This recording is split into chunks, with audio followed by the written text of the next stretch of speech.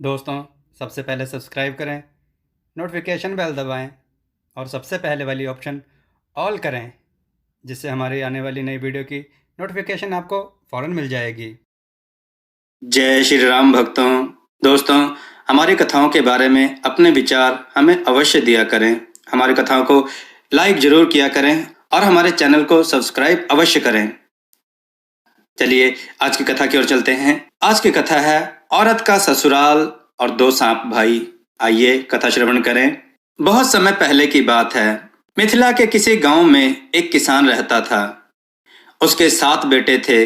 सबसे छोटे बेटे की शादी सदियों से बाढ़, अतिवृष्टि, अनावृष्टि आदि प्रकोप झेलते हुए अत्यंत निर्धन परिवार में हुई थी। दुल्हन जब ब्याह कर ससुराल आई तो एकदम खाली हाथ, ना कोई दहेज और ना तन पर ही कोई गहने या ढंग के कपड़े लत्ते। उसकी स्थिति का परिवार की स्त्रियों ने खूब मजाक उड़ाना प्रारंभ कर दिया। गुण से भरी वह कन्या जी जान से सबकी सेवा करने, सबको खुश रखने के दुष्कर कार्य में लग गई। मगर अन्न पानी से परिपूर्ण घर में उसकी निर्दोषता अपराध साबित होने लगी। नैहर दरिद्र होने के कारण मात्र से सास उस बहू को फूटी आंख से भी नहीं देखना चाहती थी। पूरे दिन उसे घर की भांति भांति का काम करवाती रहती। 20-25 लोगों की रसोई बनाने के बाद गौशाले की गाय भैंसों के गोबर साफ करने होते थे। उन गोबरों के ढेरों के उपले बनाने होते थे। देखते देखते सुबह का निकला सूरज अपने घर की वापसी की तैयारी में ढलान पर आ गया होता। तब उसे भोजन के समय बड़े ही कटु वचनों और अनेक गालियों उलझनों के साथ बचा खुचा रूखा सूखा भोजन परोसा जाता था। ऐसे ही दिनचर्या में समय व्यतीत करते हुए छोटी बहू जब पहली बार गर्भवती हुई तब उसे अच्छे अच्छे स्वादिष्ट भोजनों की तीव्र अभिलाषा जागृत होने लगी। भोजन बनाते समय भी सास वहीं बैठी रहती और उसे कुछ भी मन लायक खाने या देखने तक नहीं देती थी। जब उससे रहा नहीं गया तब एक रात के एकांत में अपने पति से बड़ी मिन्नतें करते हुए कहा, प्रिय, मुझे खीर पूड़ी खाने का बहुत मन कर रहा है। आप कृपया उपाय करिए। पति को अपनी पत्नी से प्यार था ही। उसने उसकी सारी बातें ध्यान से सुनी। उसे पूरा भरोसा दिया कि वह उसकी जरूर मदद करेगा। दूसरे दिन सुबह उठते ही उसने ओसारे पर बैठी अपनी माँ से कहा, माँ, मैं खेत पर काम करने जा रहा हूँ। आज मेरे लिए खूब बढ़िया खीर और पूड़ी बनाकर मालती के हाथों खेत पर भिजवा दीजिएगा। उसकी माँ बहुत तेज और चालाक महिला थी, साथ ही परम शंकालु भी थी। वह तुरंत समझ गई कि अपनी स्त्री के खाने के लिए यह सब मांगा जा रहा है। क्रोध से उसका सर्वांग जल उठा। मगर करती क्या, दुनिया के सामने तो वह अपनी छोटी बहू को अनाथ, अभागी, बेचारी आदि कह कहकर खुद को दयावान मां साबित करती रहती थी। इसलिए मन मार कर मालती से सब भोजन बनवाया। खीर पूड़ी तैयार होने के बाद उसने उसे एक बड़े से कटोरे में रखकर लाल गमछे से अच्छी तरह बांध दिया। उसके हाथों भोजन भेजते समय उसने मालती की जिह्वा पर कोयले से कुछ लिख दिया और चेतावनी भी दे दी कि वापस आते समय भी यह सब उसके जीभ पर लिखा रहना चाहिए, नहीं तो उसके नाक और झोंटा यानी केस काटकर उसे उसके दरिद्र नैहर में भीषण दुख पाने के लिए छोड़ दिया जाएगा। खीर पूड़ी का लाल कपड़े में बांधा गठरी अपने सिर पर लिए वह अत्यंत उमंग और उल्लास के साथ खेत पर पहुंची। उसका पति उसे दूर से ही देखकर बहुत प्रसन्न लग रहा था। उसने अपना हल एक और हटाकर और बैलों को पानी पिलाकर एक पेड़ की छाया में बांध दिया। पास बहती नदी की धारा में हाथ मुंह धोया। फिर एक विशाल और प्राचीन पीपल की छांव में बैठकर बड़े अधीर होकर पोटली खोली। वाह! एक पूड़ी निकालकर आधा उसने खाई और आधा पत्नी की ओर बढ़ाया। वहीं साथ में बैठी पत्नी ने बड़े उदास होकर कहा, कैसे खाऊं? सासू माँ ने तो मेरे जीभ पर कुछ लिख दिया है। कुछ खाने से वह मिट जाएगी और जग जाहिर हो जाएगी कि यह सब प्रपंच आपने मेरे खाने के लिए ही किया था। फिर मुझे अपमानित कर नैहर भेज दिया जाएगा।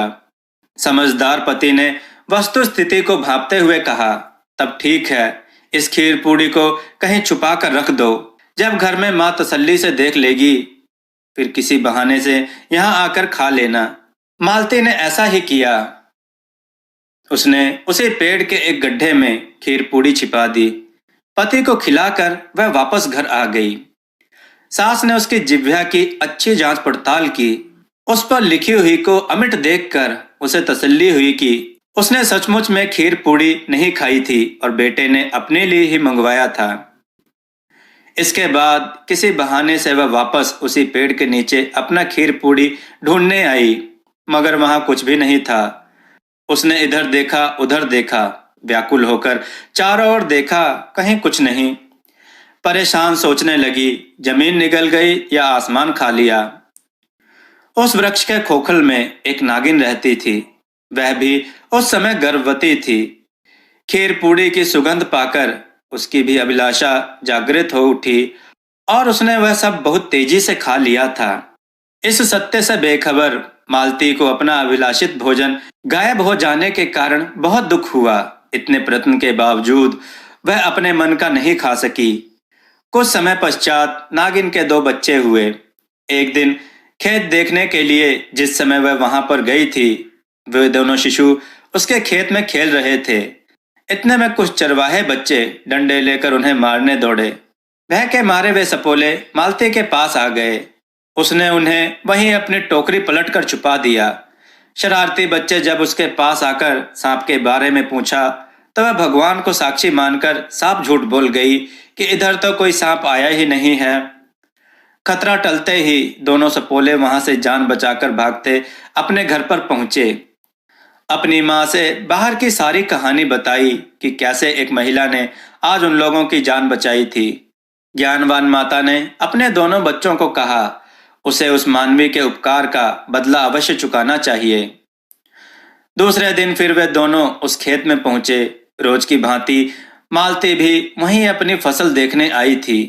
उसे देखकर दोनों बच्चे करीब आकर बड़ी विनम्रता से बोले, हम लोग परम पूज्य वासुकी नाग की संतान हैं। आपने कल उन दुष्ट चरवाहों से हमारी जान की रक्षा की थी, इसलिए हम आपको इसके बदले में कोई वरदान देना चाहते हैं। आप मांगिए। मालती को अपने सास के कटु वचन, जिठानी देवरानी, ननदों, टोल पड़ोस के ताने और बेइज्जती याद आने लगी। उसकी आंखें भरभरा गईं। उसने अपनी रुलाई के वेग को रोकते हुए अत्यंत भरे गले से कहा, मेरे नैहर से भी हमें कोई खोज खबर लेने वाले ढेरों साथ सामान के साथ आए। नैहर में सुख समृद्धि बढ़े, पिता भाई की आयु बढ़े, ससुराल में हमारा सम्मान बढ़े और मेरे पति एवं होने वाले बच्चे की आयु, यश, धन धान्य आदि बढ़े। इतनी सी बात अवश्य पूरी होगी आपकी मनोकामना। ऐसा कहकर वे दोनों वहां से प्रस्थान कर गए। दूसरे दिन सूर्योदय के तुरंत बाद ही मालती के ससुर के दरवाजे पर विविध प्रकार के सामान, कपड़े गहने लिए 2 भाई पालकी से उतरे। सुबह सवेरे से ही गांव का माहौल चहल पहल से भरा होता है। इतने बड़े धनवान को देख टोल क्या गांव भर के लोग चकित रह गए। शायद रास्ता भटक गए हों।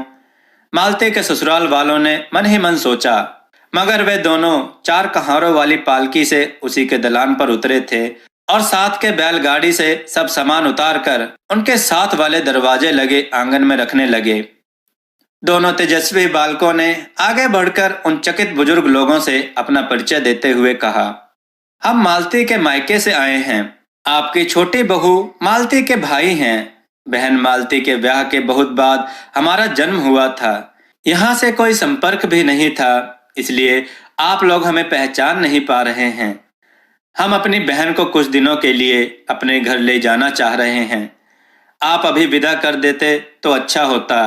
नदी किनारे हमारा गांव है, रात में हम जा नहीं सकेंगे। मालती का मन और उन दोनों भाइयों की असीम इच्छा के साथ ही इतने सामानों को देख उसे भाइयों के साथ नैहर जाने की अनुमति दे दी गई। कुछ दूर जाने पर एक बहुत बड़ा सुरंग दिखाई दिया। उस सुरंग से बाहर निकलने के बाद एक सुंदर महल दिखाई दिया। अत्यंत वैभव और दास दासियों से परिपूर्ण उस राजमहल के बड़े कक्ष में 2 ऊंचे सिंहासन पर मनुष्य का रूप धारण किए वासुकी नाग और उनकी रानी साथ साथ बैठे हुए थे। वहां उपस्थित राज परिवार, दास दासियां, सैनिक, अमात्य आदि सबने मिलकर उसका राजकुमारी की तरह सत्कार किया। एक असली राजकुमारी की भांति वह वहां अत्यंत सुखपूर्वक खुशी खुशी रहने लगी। कुछ दिनों के बाद उसे नागलोक से वापस अपने ससुराल आना ही था। बड़े शान शौकत के साथ उसे भेजा गया था। उसे विदाई में फिर ढेर सारा सामान, बर्तन, कपड़े, पलंग आदि मिले थे। इधर उसके ससुराल में तो उसी दिन से सबके विचार बदल गए थे जिस दिन उसके दोनों धनी भाई उसे लेने आए थे। मन ही मन वे लोग अपने व्यवहार के कारण लज्जित भी महसूस करने लगे थे। सास ने देखा कि मालती का नैहर तो अब बहुत ही धनी हो गया है। उसे पूछने वाले, खोज खबर लेने वाले भाई बंधु भी हैं। उस दिन से ससुराल में उसका मान सम्मान बढ़ गया और वह भी सभी अभिलाषाओं से परिपूर्ण एक सुखी जिंदगी बिताने लगी। दोस्तों, आपको यह कथा कैसी लगी? अपने विचार और सुझाव कमेंट में जरूर दें। हमारी कथाओं को लाइक करें, हमारे चैनल को सब्सक्राइब करना ना भूलें। हमारी कथाओं को शेयर जरूर करें जिससे लोगों को अच्छा ज्ञान प्राप्त हो। जय श्री राम भक्तों।